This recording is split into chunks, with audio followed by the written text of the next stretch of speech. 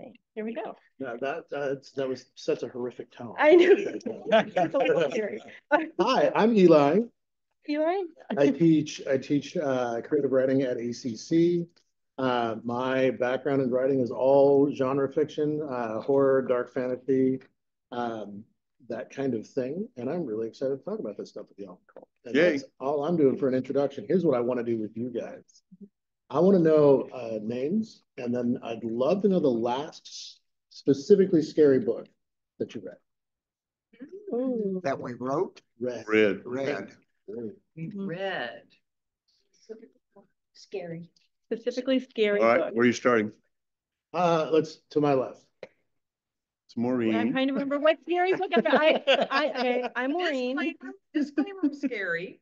Disclaimer was scary and kind of like a social, Personally scary. Yeah, I guess so. And also because of the fact that what I found the most scary was that, well, I'm taking your turn. No, we're in the same book club. We're in the same book club. It'll come around to you. Because I jumped as a woman to the conclusion that what it appeared to be was correct, and that's very scary. That's true. So disclaimer is good. Yes, disclaimer is good. Yes. I'm making my own reading. Yeah. Oh yeah. Okay, good. Yeah. Awesome. Yeah. Yes. Okay. So I don't normally gravitate towards specifically scary books. I get scared when I'm reading anything remotely scary, and I have scared myself when I'm writing before. So. But you're doing it right. Yeah, I guess so. Right. So. Well, I'm Todd Crickmore. I have probably never read a scary book, but I read the newspaper. That's scary enough, and especially lately. And the internet. I probably shouldn't do that. But I am reading Stephen King's On Writing. Oh, nice. Which is not scary, but actually it's excellent. And I'm to the point where he says, I read 60 to 70 books a year. And I'm thinking that's more than one a week. I can't imagine how he does that and write 50 novels, but he does. So anyway, I should read more. I'm not a big fan of the word should. It's like built-in judgment. You read exactly as much. I love you already, my daughter.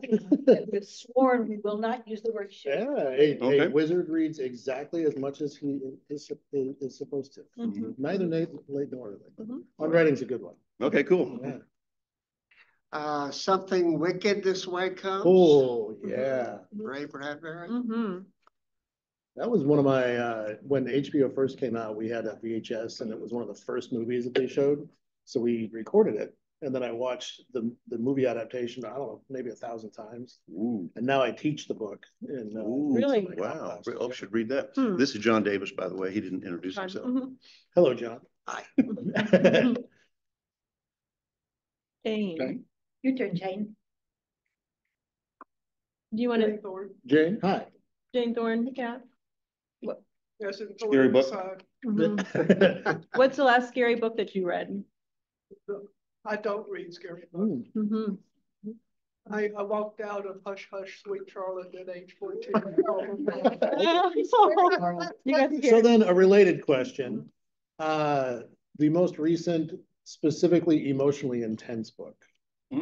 Elizabeth Crook, The Night Journal. The Night Journal. And it's based on history and based on the consequences of an actual massacre that Mormons committed against westward going immigrants because they thought they were heretics. It's, I think it's the 1830s or so.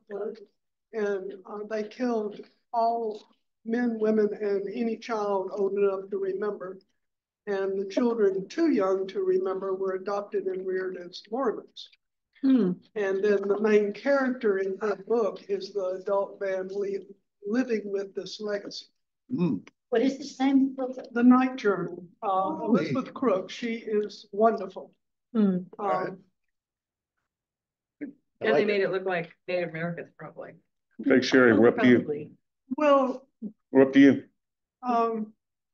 they had some Native Americans with them. Oh. Wow. That does sound intense. Well, that's not the main focus of the book. That is the background. Yeah. And the character who was 6 or so at the time of the massacre did have a memory. And he was inclined to be solitary. He was an engineer for the early railroad tracks. And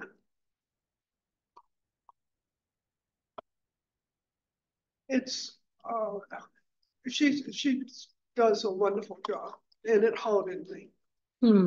All right. Okay. I think books like that can do more than horror. Yeah. Well, To the haunt fact that you. it's based on a historical event that actually occurred. Yeah. That's intense. I'm Sherry Fields. That's Sherry. I don't, as a rule, read horror. However, a disclaimer, I have read everything Stephen King wrote. Yeah. And he's such a good writer. Mm-hmm. But probably his best thing I ever read was very short, not horrific. It was called The Girl Who Loved Tom Gordon. Have you read it? I'm sorry, the what? Not yet. Oh, yeah. The Girl Who Loved Tom Gordon. Okay. I read it because my oldest son, who I am like Stephen King, I probably do read 2 books a week. And my oldest son, who reads even more than I do, said, Mom, this is the best suspense I've ever read. Hmm. And it is incredibly suspenseful, even though nothing bad. I'll second that. I'll second that. Yeah, Have you read it? absolutely. Yeah, I got the hardback it up. Yeah. I It's, think Stephen King is at his best when he's not writing horror. yeah, yeah. Hmm. And not when he was doing under the pseudonym and he put in some kind of nasty stuff. I didn't like that. He's better at just writing something that's really grabs you. Yeah. Anyway. Girl Who Loved Tom Gordon. Got it. Clarissa Rayburn, and I mentioned Disclaimer, which I thought was You're right. a really good scary book. Mm-hmm. Okay. Cool. Dean Bredesen, The Terror. Dean, yeah. Okay. And The Terror by Dan Simmons. Horrifying. Dan's, what else has he done? Endymion, Hyperion, Fall of Hyperion, this and that.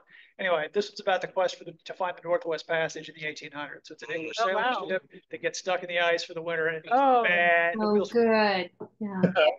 So wow. that's a good one. That would be and, good. Emotionally moving one, Memory of Light by Robert Jordan. That's the last one I read where something happened to one of the characters and I just went, no, oh God, no. Is that in the Wheel of Time series? It's the last one on the Wheel of Time, yeah. So I got to do all that Wheel of Time work to get. You got like 14 volumes ahead of that one. If you get to the end, you get to the end. I'm just going to write down Wheel of Time. Wheel of Time. Yeah. All right. I'm Tom Turner. I've read probably 3 times Watchers by Dean Koontz. Okay. It's I think just it really does a number on me. Yeah. So It's interesting to hear the list and how different all the books are.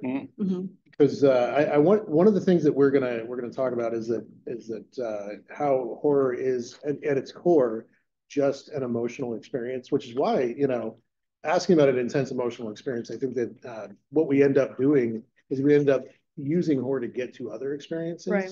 But we'll get to that in a second. So I want to talk about the structure that we'll go through here. We're going to talk quite a bit.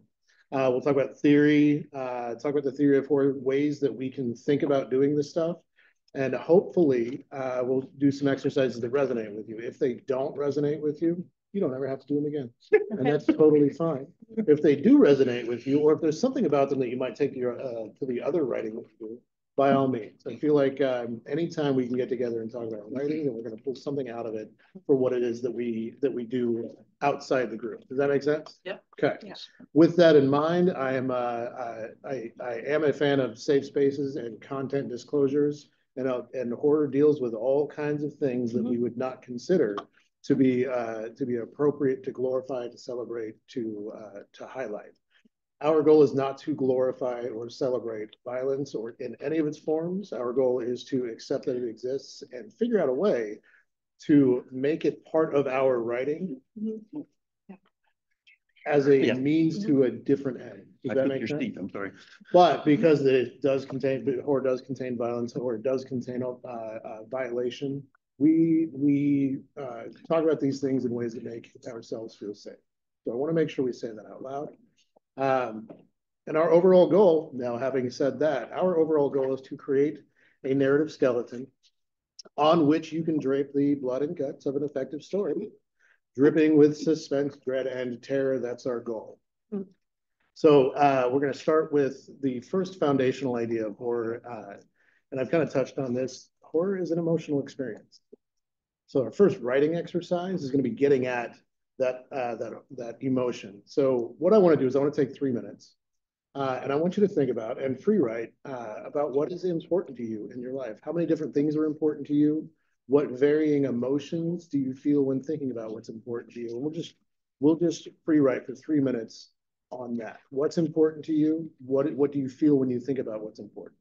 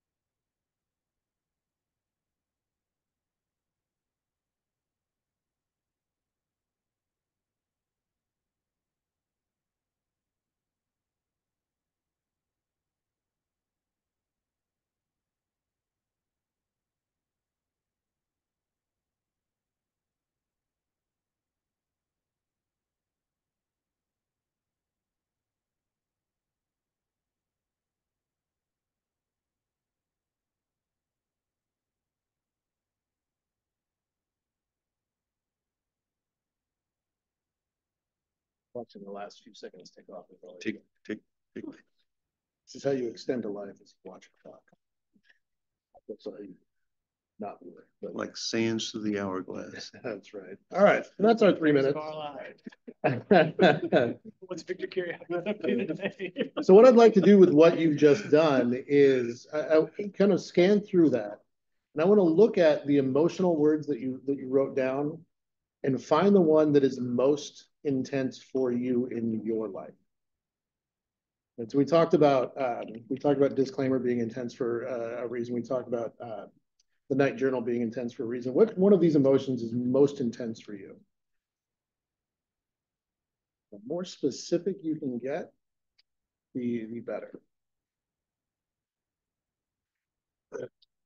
Show me a thumbs up when you got it. What emotion is most intense? Yeah, which of the emotions you just touched on in your free write is most intense?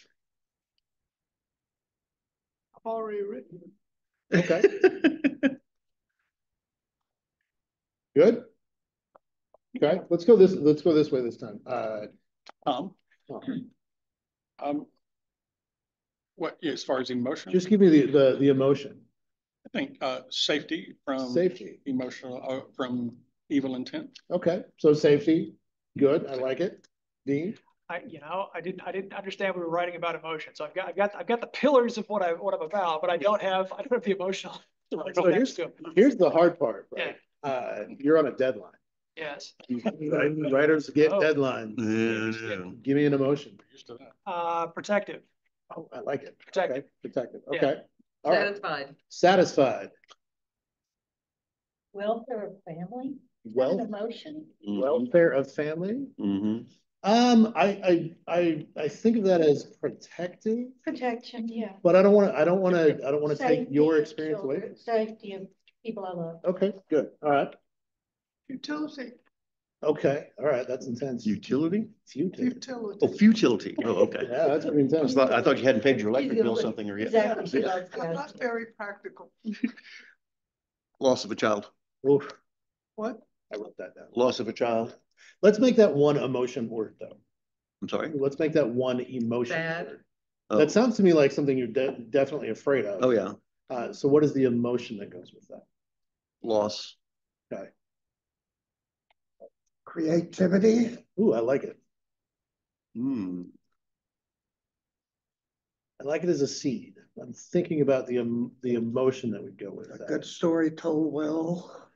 Did you say nostalgia? A what? Nostalgia? Because a good story told well will make you feel all kinds of things, right? I want to get at the emotional core. Let's think about That's the what I was thinking when I said satisfied. okay. All right.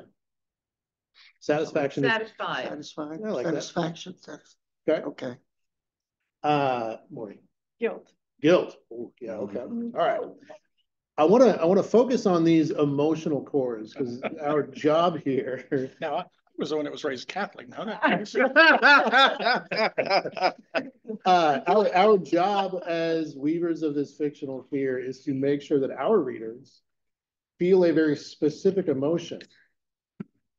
And it's going to be the strongest thing you can render on the page, which is why I'm looking for the most intense emotion you feel when you think about the things that you value. Notice nobody said fear was the most intense emotion that you're thinking about. We're going to use fear to render this emotion. So we're going to use fear to render safety and protection. We're going to use fear to render satisfaction and nostalgia. We're going to use fear to render futility. That's got existential dread written all over it. I love it. We're going to use fear, which is I've heard neuroscientists say this, and I'm not a neuroscientist. Are there neuroscientists in the room right now? Okay, so I can get away with this. Fear is the most intense emotion that we actually feel, because the only one that will override our conscious choice, right? So if we think about fear as the gateway to all these other things, what we've done is we've created this intense experience that almost overrides our agency in existence. So that widens the range of emotion we can feel when we get through that, right? So if we can get through, if we let fear be the gauge for the range we feel, we can let that protectiveness be intense. We can let that satisfaction be extraordinarily joyful in a way that maybe we didn't have access to if we didn't get to it through fear. So that's our job right now. How do we feel about that? Good. Good. Yeah, we good? Very fearful. But I wonder if any emotional extreme can't override conscious choices almost as well. I mean, fear is at the far negative side of the spectrum. Sure. But can't a lot of things at the far end of the spectrum make somebody override what would be their usual choice? Let's talk it out. Let's talk it out. What do you think it would be? I just think anything it's a high or low can do that. So whether it's fear, whether it's loss, whether it's terror, whether it's joy or ecstasy or obsession, or I mean any it seems like any truly amplified emotion can take somebody out of their usual decision tree. I want to. You're right. But maybe fear is better than the others. I don't Usual decision tree, absolutely. Yeah. Fear is fight, flight, fawn. Yeah. Right, where we have a freeze reaction. The human version of the fainting goat is to stand there while somebody's going to take everything away because you can't do anything. Right, so that's what I'm getting at, like overriding conscious choice. Okay. I'm trying very hard to not watch social media video clips, but when I do relapse, I get stuck on the jump scare videos. Have you seen those? Yeah. Right, nobody in there can control their reactions. Yeah. Right. So that's what I'm getting at. Now, the same side of that, the first time a cochlear implant patient hears their child's voice or their mother's voice, that's an intense. I mean, nobody's going to stop that crying either. So you're right. But it's a horror workshop. Yeah. So we're gonna lean on fear. All right. But I think there's something in the idea of using fear to get to the other ends of those spectrums too. Mm. I'm trying to think of like Something Wicked This Way Comes actually, I think does that. But that story's about friendship. Right? It's about friendship and parenthood. Something Wicked This Way Comes. Oh, okay. It's about friendship and parenthood.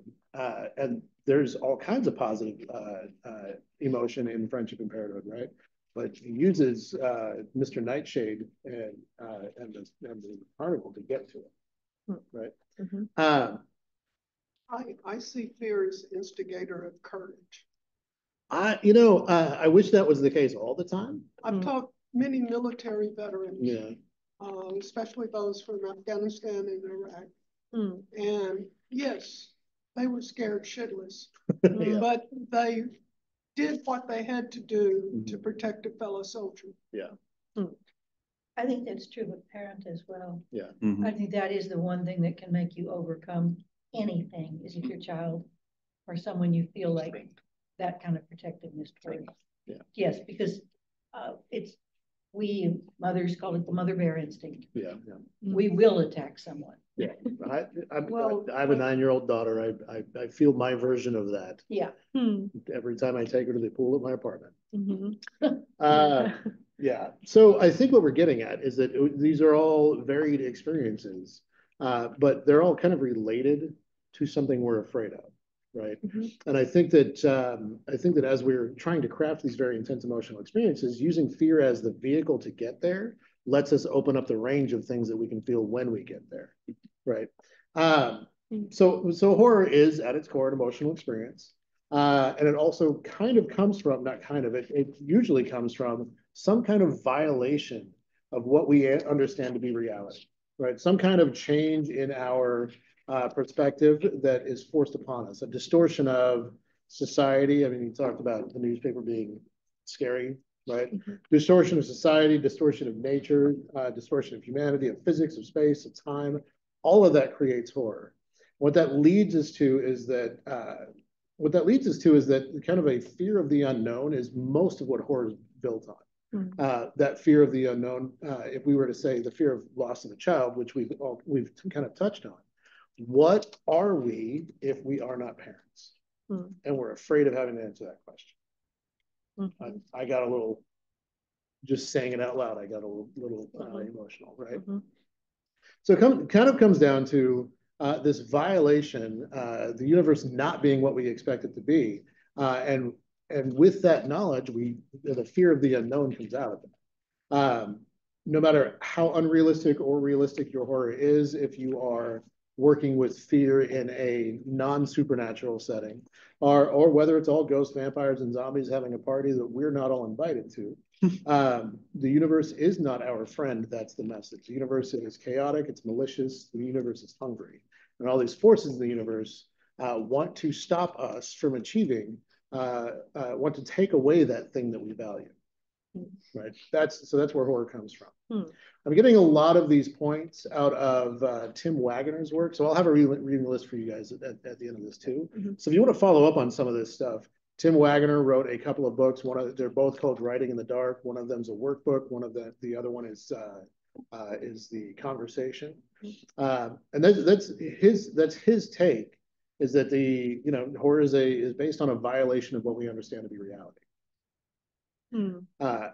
So it's about the fear of the unknown, and the more unknown something is, the scarier it is. If we can see the thing that is threatening to take away what we value, then we no longer have as much of a fear reaction as we do an aggression reaction, an anger reaction, right? But if we know there's a threat and we don't know what it is, we don't know how to fight it, we don't know when it's coming, we don't know if we're going to win, and we don't know what it's going to take. And that is where horror comes out of. I want to sit with that for a second, right? Now, before we get to the next bit, how are we feeling about that? I mean, we have to think about the emotion we're trying to get to, but we also have to kind of think about the value that got us there. I see fear as a function of selfishness and self-centeredness. Okay. And if you can't be courageous, then how can you respect yourself? Self-preservation. You know, you can be cautious, you can strategize how to avoid something that's damaging, Yeah. but a very weak person is someone who trembles and says, come rescue me. Okay. And also they're usually oblivious to other people's suffering. So what if, I mean, we're going to get to character in a minute, but it sounds like your character might be somebody who feels fear, who's faced with something frightening, but the big fear is not being able to do something about it and then having to own up to not being brave. Yeah, futility is a curse. I'm thinking, you know, since you said that about, you know, the ultimate fear is the unknown, I'm thinking, how do you create enough unknown before it's identified in your story? I think there's specific answers for specific stories for that. So what I want to think about with that is what's probably a ubiquitous example might be The Exorcist, right? So we know exactly what's happening in The Exorcist. The violation there is that whether or not we believe in religion, the violation there is what should be happening, right? So we don't need all the unknown, right? We know exactly what's happening. The unknown there is, why is this happening? Right. And are we capable of understanding the things that we say we can understand? In The Exorcist, for me, the unknown is Father Karras actually capable of doing what is portrayed to have been done?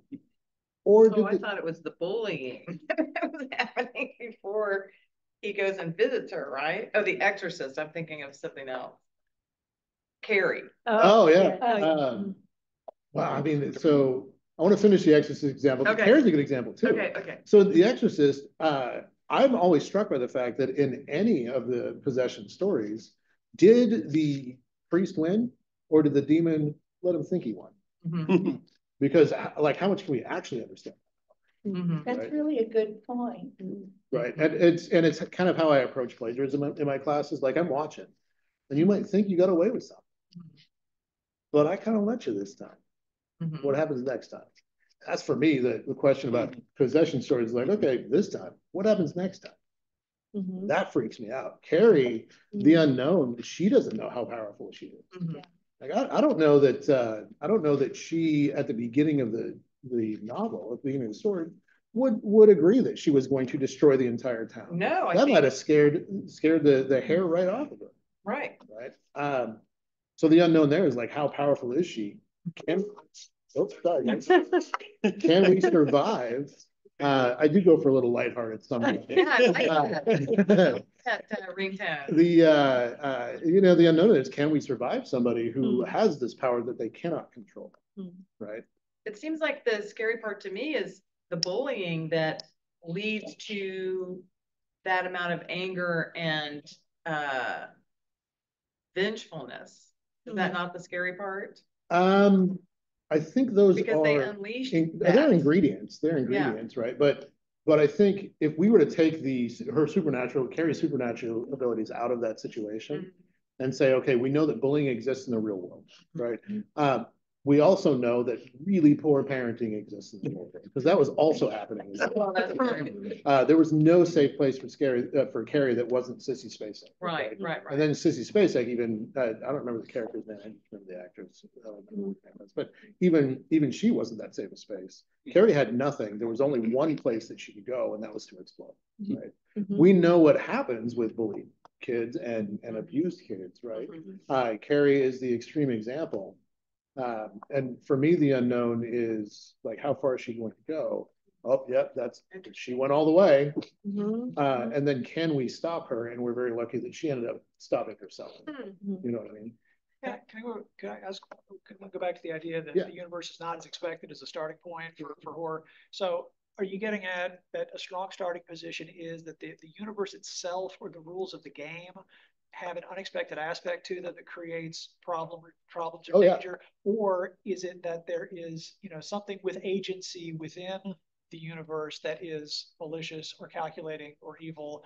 Is it that the game is set up in a way that the reader doesn't expect, or that there's something operating in the universe, that's operating in a way that they don't anticipate or have a familiarity with or whatever. Yes, both are true. Yeah, okay. Both can be true. All right. Both can be true in the same story. Okay. This could be a rigged game, and then there's somebody better at it. Yeah. Than us. But yeah. Back to your fear of the unknown. Yeah. You remind me of the Blair Witch Project. No one has ever said that to me before in life. Never. Well, it's because it got so much hype. Everybody knew, everybody, it's not gonna be scary. And I went with my son's girlfriend late one night. And I thought, this is the scariest goddamn stuff. They're out there and there was nothing there. But it's a little bit like Tom Gordon. It's the fear of fear. Yeah. And so it was beautifully done. Yeah. It was done on a shoestring by a bunch of college kids goofing off. Scariest thing. Yeah. And why on earth? A bunch of kids walking around in the woods. The end. Right. Yeah, Imagination though. Yeah, I know. It's very, The fear of the unknown and their imaginations go crazy. I think the found footage genre does that really well. Right? Where all we know is what they've got. I like finding a letter in the attic. Yeah. Yeah, somebody came and killed them all. Okay. Or that bear movie. So here's what I want to do. I hate the bear movie. The bear movie. Here's what I want to do. I want to think about these intense emotional experiences. They all come from something we value, right? So these values are the things that we're kind of afraid of to be taken away that lead to these intense things. Or when we've got these very positive emotions, I like to look at that as this thing that we value. There's a threat that might take it away, and when we win, we get to have these positive, right? But they're more positive after the thing we value having been threatened, right?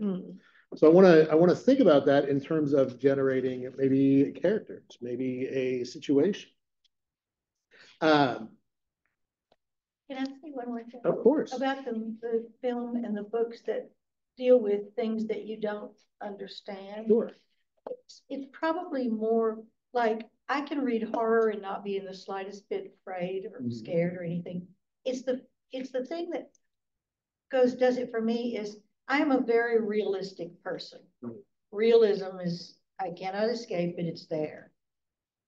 So when you throw in something that's not explainable, makes no sense in my world, that's scary. We're going to get to exactly that point, actually. And I think that's that's the point that Wagner makes when he talks about the fear of the unknown and the universe is not what we think it is, right? Is that the thing that creates an avenue for horror fiction is having that thing that we value, and then having some violation of the universe, whether it's the game is rigged or there's something more powerful or both, threaten to take that thing away from them. I think that on me is why it isn't scary at all. There's something nasty in the sewer, big deal. There is stuff nasty in the sewer. Yeah, but not all of it is red balloons. So this is what I want to think about. I want to think about the intense emotional experiences we have, and that's our target, right? Our vehicle, the dart we're going to throw at it, is going to be fear. We got to think about who's throwing that dart, though. So we're going to think about what kind of character might hold that value that generated that fear. So we're going to take that intense experience, right? And we're going to take the thing that generated that experience. And I think the easiest one to identify is the loss of a child, right? So if we're afraid of the grief of having to figure out who we are after a child is gone and what life is after a child is gone, then clearly the thing that we value is the child, right? So what kind of person protects that? That's what we're going to think about now. Take a couple of minutes to think about a character you might write about that would have that value, that would then have something threaten that value.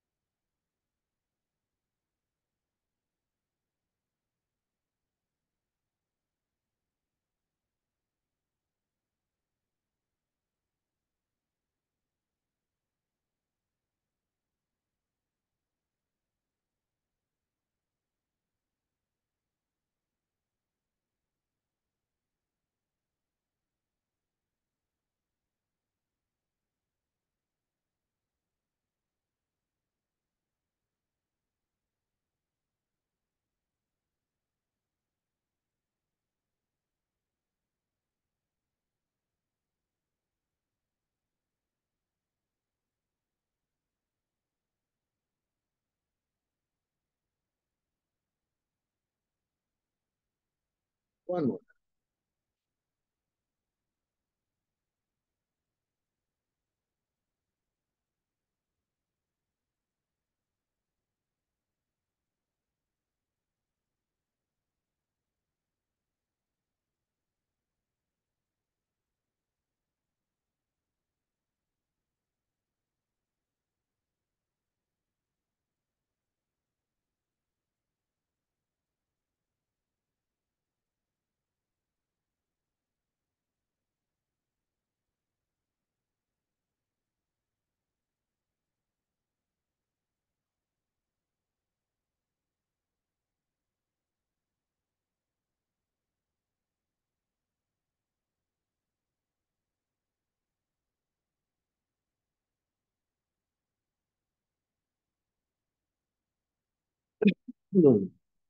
That's time.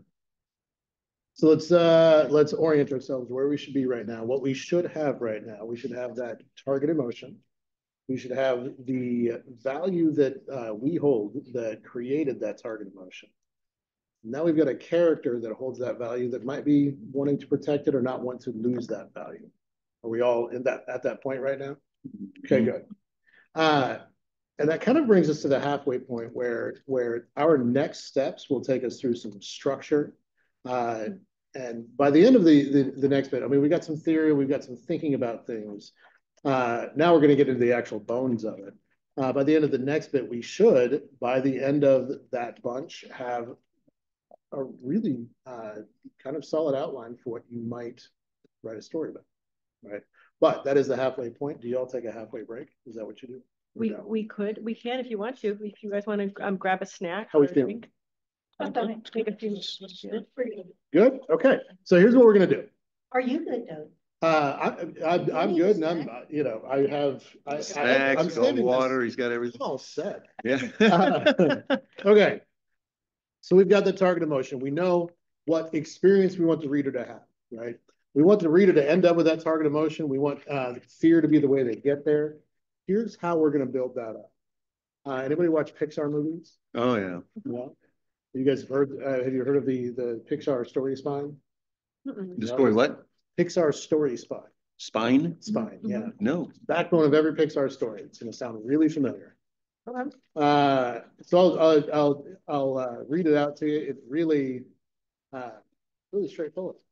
Once upon a time, there was a blank. Every day, blank. Until one day, blank. Because of that, blank. Because of that, blank. Until finally, blank.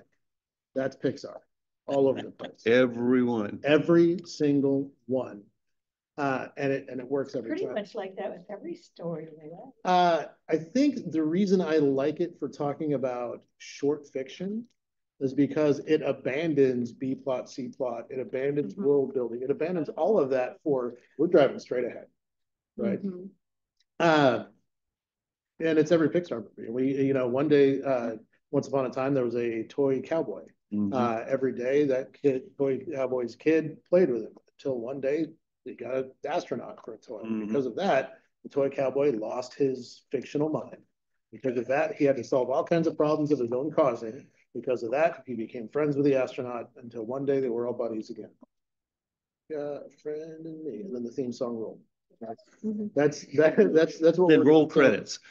So in order to fill that out, we need to come up with a couple of things before we actually map that out. We are going to come back to the Pixar story spine, but we're going to fill it in with some specific things.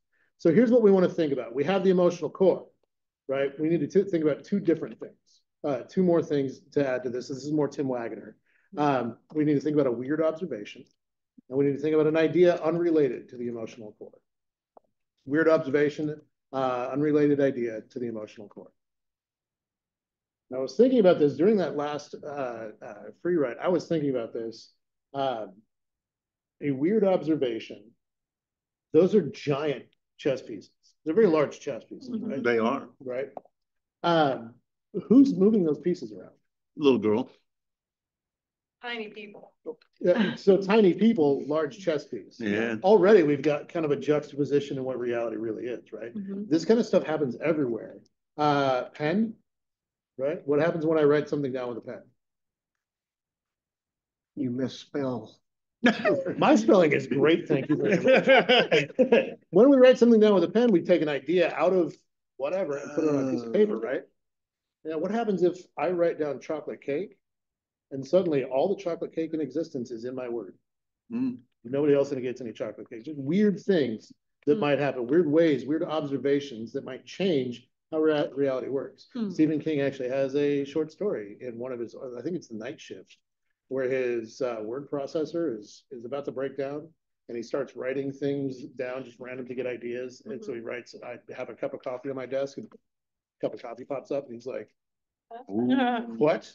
At the end of the story, he does a very early Stephen King thing where he writes himself a new wife and a new son because he doesn't like his old ones. But these possibilities, these weird observations, these possibilities, that's kind of where we're going to get these universe violations, right? So weird observation, and what was the other one? An unrelated idea. Oh, unrelated Yeah. idea. Yeah. And that'll be something that we map onto the story spine too. And you'll see how that works in a minute. That'll become a little more clear. But those are the three things that we're starting with. The emotional core, got that. The unrelated idea, we've got that. We're going to talk about that, but now we have a weird observation, this idea of a weird observation, right? And then we move into David Mamet's bird's eye idea of a story. David Mamet, Glenn Garrick and Glenn Ross, and 100 other things that I cannot remember the name of right now, playwright.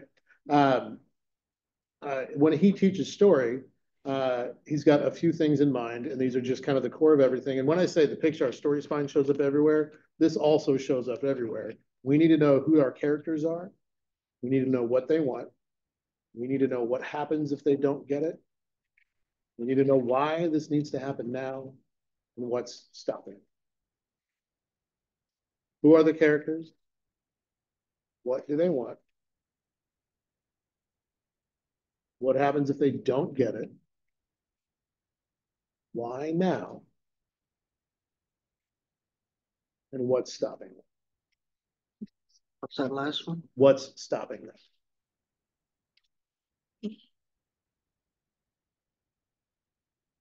Every story, right?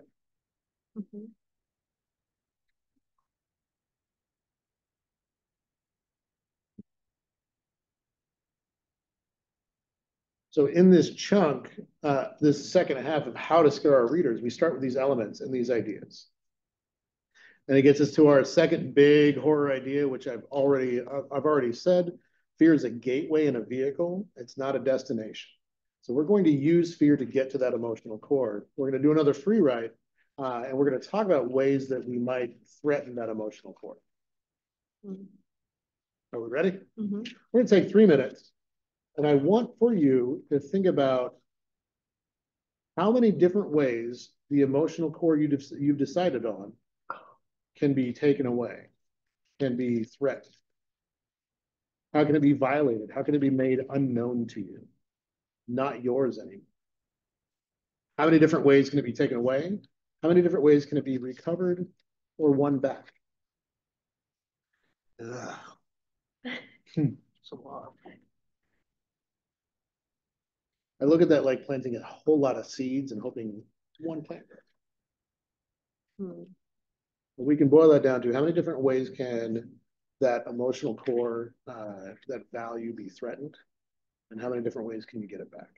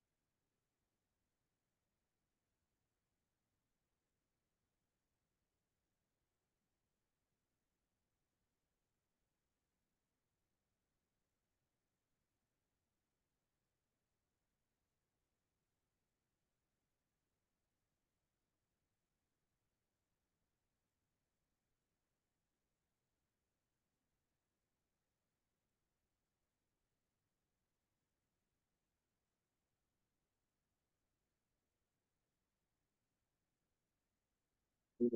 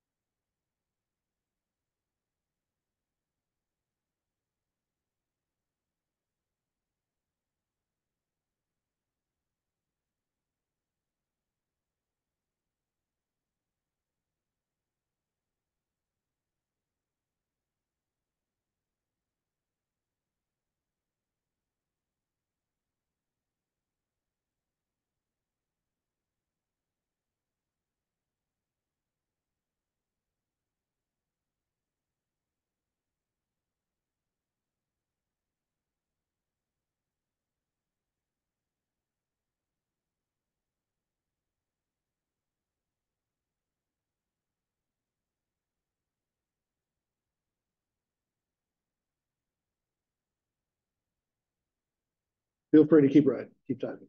Finish a thought. The next question is probably the linchpin of this whole thing, right?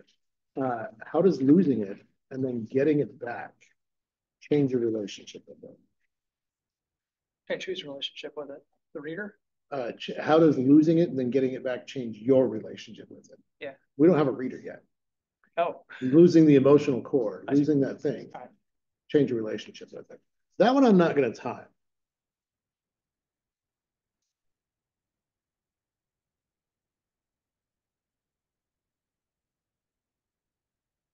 How does losing it and getting it back Change your relationship change? with it. It says somebody gets it back. But futility is a curse. Right?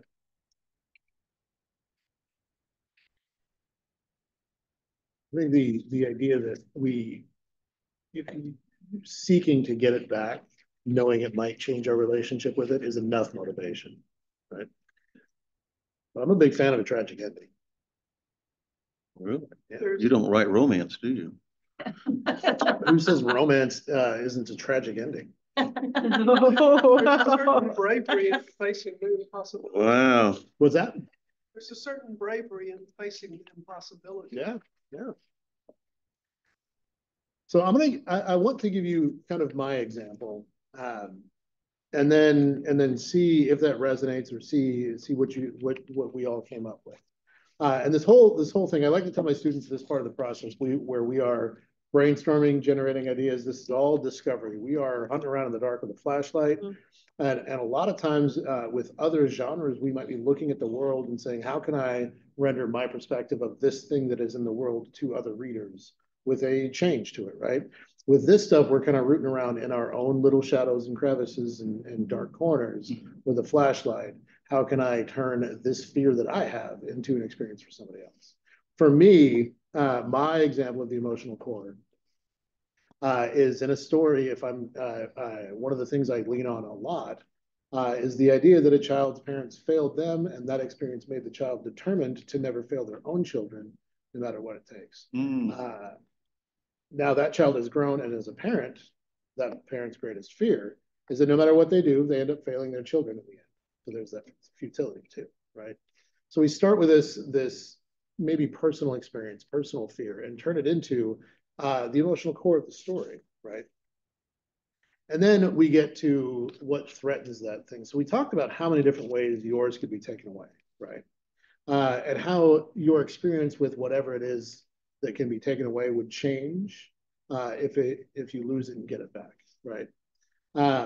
Horror that arises from that is any threat that forces that parent, so I'm going to use that emotional core example, any threat that forces that parent into a situation where they might fail their kids could generate that emotional core, right? So, since it's horror, a werewolf attacks the parents and kids during a camping trip, right? So there you go. Now we're dealing with that emotional core, right? And we talked about like the protectiveness, that mama bear situation, right? A zombie outbreak occurs in the neighborhood. I hate that. Yeah, I hate when that I happens. hate when that happens. Yeah, all the flags that go up. Yeah. The Dark Old Ones return to reclaim the planet they once ruled. There's your rigged game and the forces we can't fight, right? For me, I like, and this is something Wagner says, and I resonate with this really heavily. Connecting the horror really closely to that emotional core means that we're really kind of tightly aligned to our purpose. Our purpose being, we want our reader to feel that emotion. We want our reader to be afraid on the way there.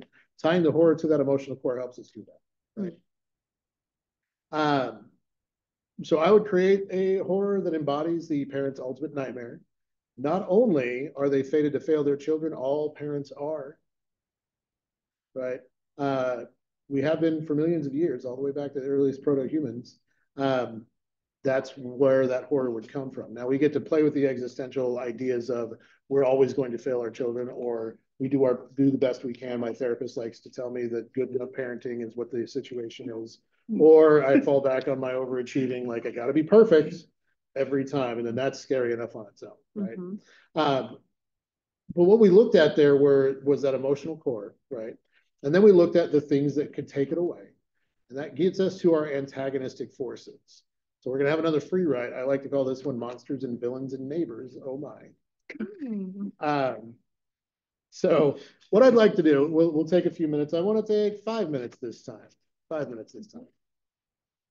And I'm going to give you some criteria here, some descriptions. We can use supernatural, something that exists outside science, outside reality. We can use a science-based idea, something science has created, whether accidentally or otherwise. A natural idea, or by that token, an animal acting unnaturally. A force of nature, or a force of unnature. Hurricanes personified. So how I think about that. A hurricane's a force of nature. A hurricane being intentional. A human monster. Can't think of any of those. Or best bet, a combination of those things. Take 5 minutes. Create a monster that threatens your emotional core. So is this in prose? Yeah, or just we're still free writing. Okay, we're still free writing. In fact, we're gonna end on an outline. Okay.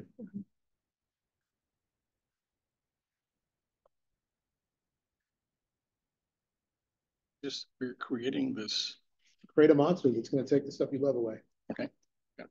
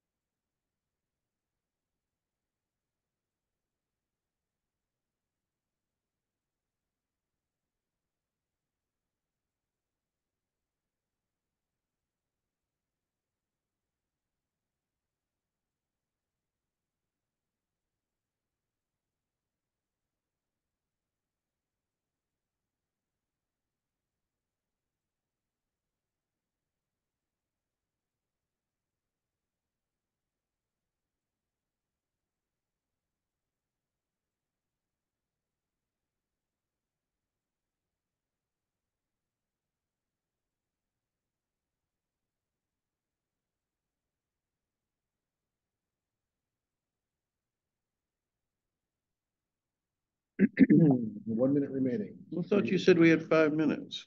I did.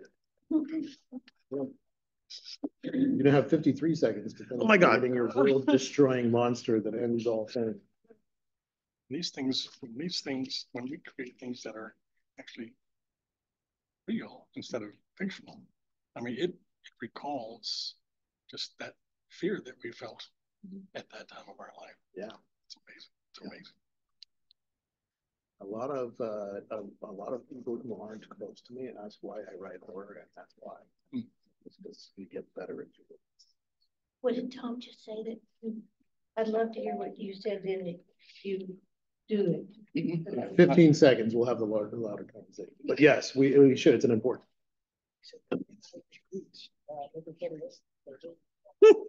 Is what? The fear of the unknown. All right, so that's time. Tom, go ahead.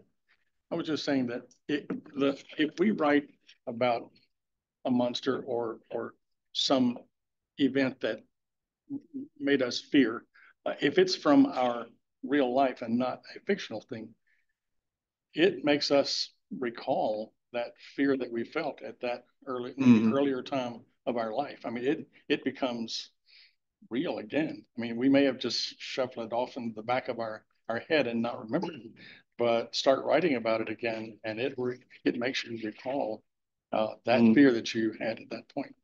Aren't you past that moment though in your life? I mean, No. I think in the same way that if you write about something, say an extremely good love, pleasurable one, while you're writing it, it does come back. Absolutely. I think that's the best fiction too, when it's based on the bones of something that actually happened, and you can tap into what you actually experienced yourself, whether it's good or bad. And that's exactly why we start with what do you value and what do you fear, because that's where we're pulling. Yeah. I'm going to share mine, and then I want to hear what your monster is. Okay. So cool. The values that I kind of played with were both freedom and education. So my monster is science-based. And it is an AI model whose growth depends on permanently draining intellectual energy from its users. Ooh. Oh, that's a very good premise. Permanently, huh? Permanently. Whoa. Every time you type a prompt, you never. Dean's got a new book in mind all of a sudden. My eyes are more benevolent. Okay. All right. Let's go. I want to hear him though. Let's go around. Let's hear him. All right. Let's go randomly. Randomly? Yeah, why not? All right. Well, mine, I've reviewed the outline. Long jungle road to the beach. Oh, wait. Vacation with a young teenage son. We just want the monster. Oh, the monster. Yeah. The monster's the surf, nature. Oh, I love it. The surf. All right, good. But on a deserted beach. Right on. Dig it. What else you got? Tornadoes as a child. Oh, wow. Yeah. And experienced with violent storms affecting us, hitting our house. Yeah. That's a lot to mind. No, there is. Oh boy. All right, come on. I wrote a little essay, if I may.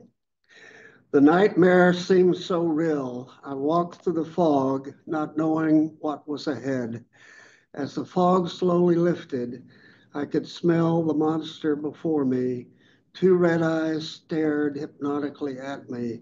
A low growl began to rise from the jaws of fear. I was frozen in time, unable to move. Was this the way it would end? Was this the end of me? Very good. I'm seeing supernatural animal. Yeah. Perhaps. Love it. Let's go. Mine is a real thing. It's a woman who kidnaps a child, and the mother loses her mind and swears to the police. The mother is a drug user, loses her mind, swears to the police the child was not burned in the fire, but was kidnapped. And because of this is from a book I've already written. All right. And it's only years later that our wonderful detective Jenna actually does find the grown-up child, reunites with her mother. All right. So the monster is the kidnapped person who is the gone woman with missing. another name. Yeah. Okay. All right. Cool. What else we got? Mine is an employee at the Palace Kitchens who everyone thinks is a great guy. Ooh. I love how you phrase that. We're all like but But he's not a great guy. yeah. Oh my God. That's a logical conclusion to that sentence. Alice mystery, huh? Mine is a psychologically based.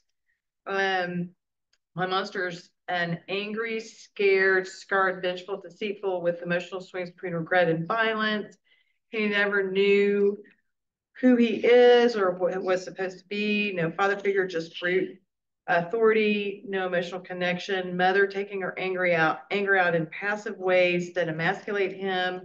No value in his maleness, only as her protege. Right. So he's kind of a real serial killer type. He's a what? A real serial killer type. Stereotype, yeah. All right. Flash flood. Flash flood? Oh, yeah. Yeah, flash flood. Yep. You can take the others first. I did. They're all done. We're all done, so No, Maureen has. it's me. Flash flood. Flash flood, you're last. I wrote about the absence of power to oppose an antagonist. Oof. I cannot kill the unknown man who raped my son during childhood. I cannot get my son to identify the perpetrator. I can view with suspicion every adult man who was in the vicinity of my boy's early days. My husband is a coward who would rage and blame me. He always hates being inconvenienced by someone else's emotions. I can throw myself off the 5th floor of a parking garage. I can hear people tell me to get therapy. Yet I agree with the psychiatrist who described himself as an intellectual gigolo. Absolutely human monster. So which one is the monster then? I know the child rapist is, but it sounds like the person writing is the monster too. How on earth? No. I'm not Well, that's the just how I victim. see it. Okay. The person who's narrating has no power to alter the past and cannot be an instrument of justice for the perpetrator. And that comes back to the emotional core, the futility, right? Right. It has no Futility. agency, right? Yeah. All right. I think the part that makes me think she is a monster is her blaming her husband. Because I think he's probably also suffering. No, he doesn't know. He does not know the child was raped. Right. Because the child has such pain and fear and shame that he only lets what happened, lets the mother know what happened. And he pledges her to secrecy. I think this gets us to this idea where there's a question about who the monster is, where I absolutely see what you're saying. I think this is just a good segue into the idea. This is our third foundational idea. And I think, and the reason it's a good segue is because your narrator and your monster force us to ask some questions. Well, the monster's the unknown perpetrator. And it forces us to ask some questions. And I think that that leads us right to that third foundational thing about horror, is that horror tells some kind of human truth, some kind of truth about ourselves. The vehicle of fear gives us emotional intensity, but it also leads us to human truths. It puts us in front of a mirror, shines a light on the places about ourselves that we like to keep hidden. So when you talked about, pulling up all these things that maybe we've set aside, horror is going to shine a light on that. And when we've talked about the frustration and futility of a situation, horror is going to shine a light on it. And I think that when I say Stephen King is at his best when he's not writing horror, what the human truth that he writes is that people need people. That's it. He's a friendship and character writer. Shawshank Redemption, The Body, all of these stories that I suppose The Gunslinger, that entire series is not technically horror, That's all friendship. It's all people need people, right? So that's the truth that Stephen King has told in his stories. I mean, and we can talk about Carrie. Carrie needed safe people, right? I think that's the truth that Stephen King is really good at telling, right? Horror does tell a truth. There's all kinds of things. You know, thinking about Something Wicked This Way Comes. You know, I feel like the truth that story tells is that we can either hang on to youth, we can hang on to vitality, and then get beat up in the process, or we can embrace the way the world works and thrive in each of those moments instead of fighting against them. I think that's the truth that tells, but it uses horror to get there. So I want to think about a few things. And the last time I did this workshop, it went way long, so I'm trying not to do that to you guys. When I say way long, I mean, it was the human truth there was I needed to edit myself. So I want to think about a few things. The first thing I want to think about is what kind of truth your current story could tell. What human truth could your story tell? I won't set a timer. Let's just jot that down real quick. Let's think about this like we're just picking up pieces of this puzzle as we go.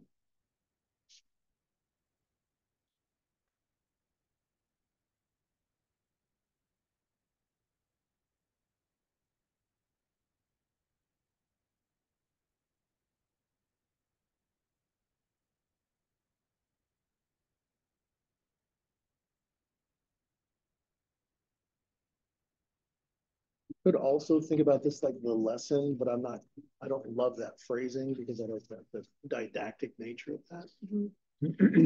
But we could think about it that way.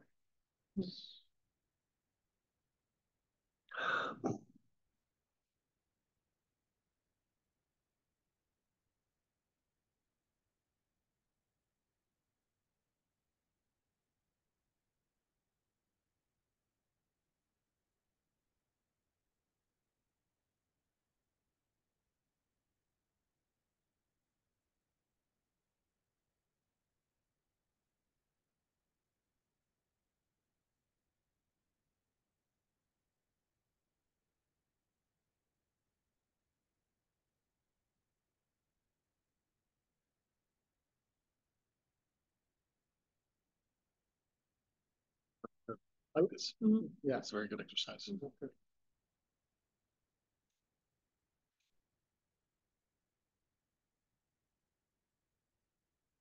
I like it when a group has very clear signs that they've done the thing. Like glasses come off, hands go inside.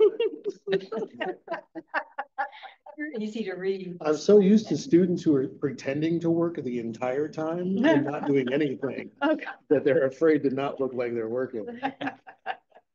How are we feeling about human truth?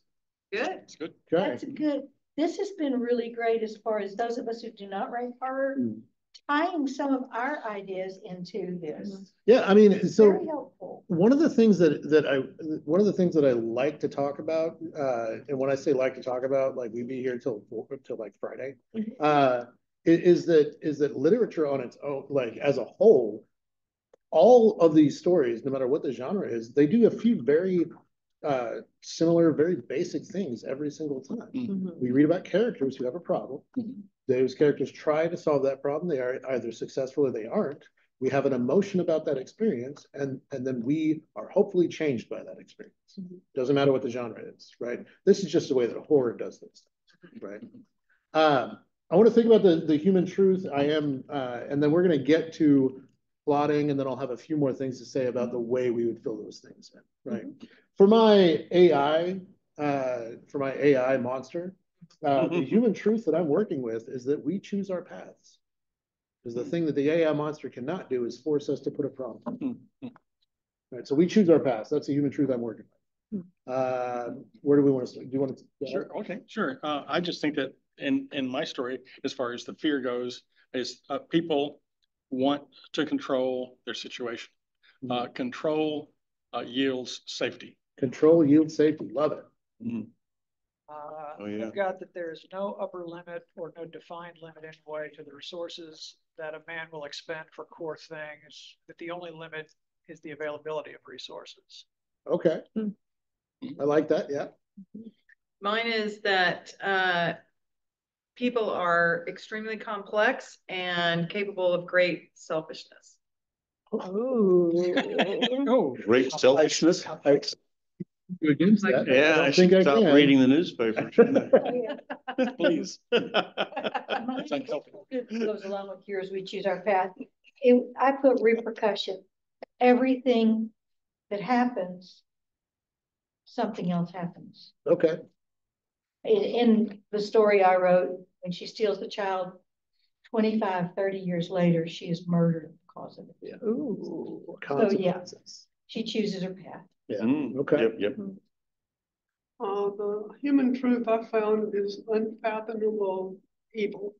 Okay, And the corollary is helplessness on the part of the victim and everyone who was influenced by the victim. Mine is the fear of helplessness and based on the instinct of parental protection. yeah. It said fear is a powerful motivation. Yeah, it is. I just put, we sometimes surprise ourselves. Sometimes we want to see ourselves one way, and when that identity is threatened, we can become someone else that we don't want to be, trying to get it back. Oh, but I like it because we can also become someone we didn't think we were capable of being. Yeah, Yes, excellent. I like your. Excellent. I like it. It's a good idea. Very good. All right, I think we have all the things that we need.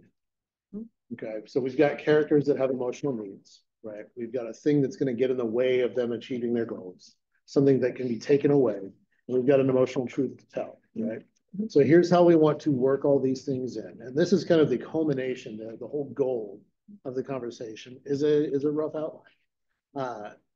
This outline is probably going to be more ideas than actual concrete plot points, but we're going to have 9 points. 9? 9 points. Okay. I don't believe in writer's block. I believe in discovery. Ah, good idea. Nice.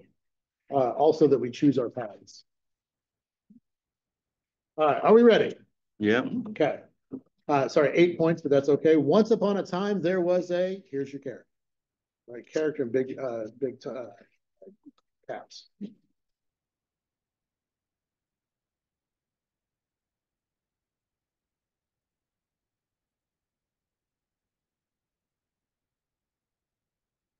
Then the next one is every day, and then human truth in big caps. Every day that character lived out that human truth. It's a metaphor. It's going to be a metaphorical demonstration.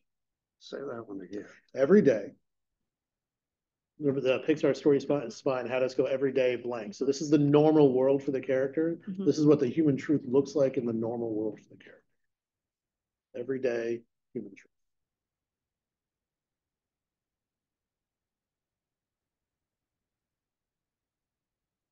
But one day, here's where that weird observation and unrelated idea comes in. Remember back when we talked about that weird observation that we had? You might not have that weird observation right this moment, but this becomes your inciting incident. And I'm a big fan of skipping the things we don't know and coming back to them because the end of our story might tell us how it began, right? Yeah, right. But one day, weird observation or unrelated idea. Because of that, we meet our antagonistic force.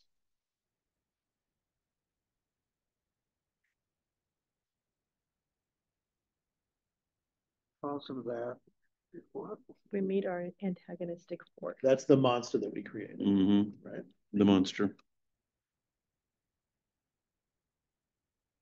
Because of that,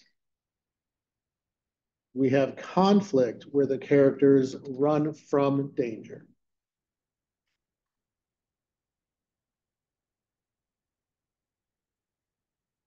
once again, Because of that, we have conflict where the characters run from the danger.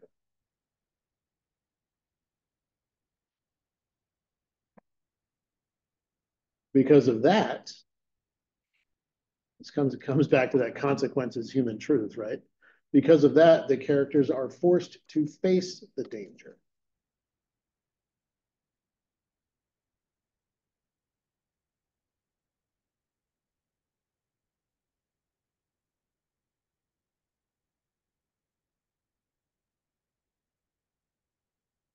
Until finally, characters change enough to overcome the antagonistic force.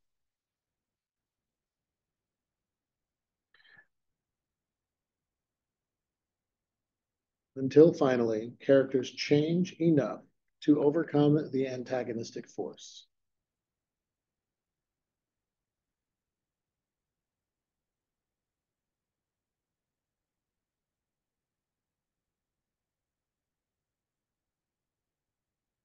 Here's our last book.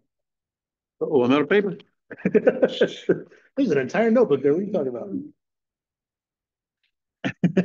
I can go sideways. Hey, you do you. You are in charge of. I don't have a laptop, so I can go sideways. You choose your path. All right. Our last one. And ever since then, there's a new understanding of the human truth, metaphorically.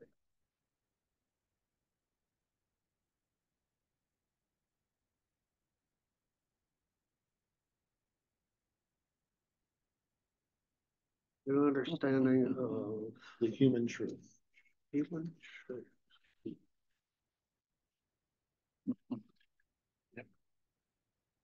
Very good. Good point. And these papers are due in? They are credit, no credit, do whatever you want to turn them in. Well, I was hoping for the credit, but There's still time to drop the class. yeah, I can take the class again. That's how faculty's repeat classes. Somewhere they're keeping score, Tom. Somebody's always keeping score, which is another human truth. Mhm. Okay, so we have that outline. The only other thing I want to say about this outline is that in your short stories and in your workshops, you should be telling each other that there's too much once upon a time and not enough but one day. Ah,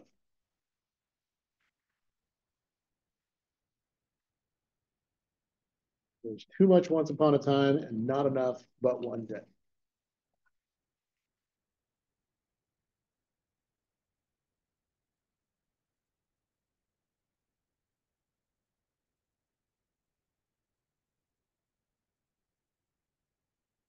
There's a lot of different structures we can work with in short fiction. This stuff that is deeply, like intensely emotional, we start sometimes after the inciting incident. We start like right in the reaction, right? Which then we kind of have to subtext with Once Upon a Time and Everyday Human Truth. Right? Those things are there. They're in there. not enough. Not enough but one day. This could be a whole metaphor for life. Yeah, you There's ain't too kidding. much once upon a time and not enough, but one day. Yeah. Absolutely. Fantasy versus consequences. Yeah. So to sum up, we have our foundational ideas of horror. Horror is an emotional experience. Fear is a gateway and a vehicle, but it is not the destination. And a lot of people will delineate horror from other genres by saying horror is the one that scares you, or the goal in horror is to scare you. I don't agree with that, right? So every time I get to say it out loud, I will. Horror makes us feel the things that every other genre feels, but we feel them better and more deeply because we got there through fear. Fear is a gateway and a vehicle, but it's not the destination. And then horror tells the truth. Those are our foundationalists. Now, this seems like a writing group that talks about how to flesh out the bones. So I don't need to give you much there. I will say these two things. There are a few subsections of the kinds of horror that we deal with. But all of it comes out of sensory information. Sensory information. That's what makes it horror. That's what makes it really visceral. Visceral, right? That's the word. Right? Really visceral. Instead of I was angry, you know, it's my heart jumped into my chest and my forehead flushed and my ears were sweating and my fingers were itching to tear the throat out of a monster. It's the showing, not telling. Yeah. I don't love always showing, not telling, because sometimes you just have to say it, right? But for specifically to have the visceral experience of the emotion, we need to trigger those physiological responses instead of the emotional responses. And then, would you like a reading list? Yes. Oh no. Okay. Yes. So these are all craft books. Oh, good. Is your best book or story on this list? Is my best book a story on this list? The best craft book or the book I've written by you. Yeah. Well, I'm a short story person. Well, what's your best short story? Where do I find it? That's what I'm getting at. Google him, and that's a tough one. Except you don't have Google on that thing. My computer. I mean, I'm at a point now because I had a gap for a couple of reasons. I'm at a point now where there's really only one or two things still live. Yeah. But if you looked up Video 47. Okay. Great. Okay. Yeah. That should be pretty easy to find. Is that about our current president? No. No, it is Video not. what? Video 47. Just a coincidence, pure coincidence. No, that's he was president when I sold that stuff. I know, but he's now the 47th. The first time around. Okay, all right. Book list, reading list. Okay. All right. Reading list. All right, reading list. Writing in the Dark, Tim Waggoner. Got a lot of stuff from this conversation out of that. How you spell Waggoner? Writing in the Dark. It's 2 G's, 1 N. Yeah. Tim Waggoner.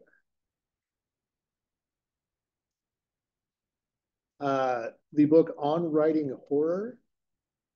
The print, the paperback is out of print. The ebook is still readily available. That is an anthology of craft essays by horror writers, curated by the Horror Writing Association of America, Horror Writers Association. I don't remember what they call themselves. HWA covers that. Ebooks readily available. The Anatomy of Story and the Anatomy of Genres, John Truby.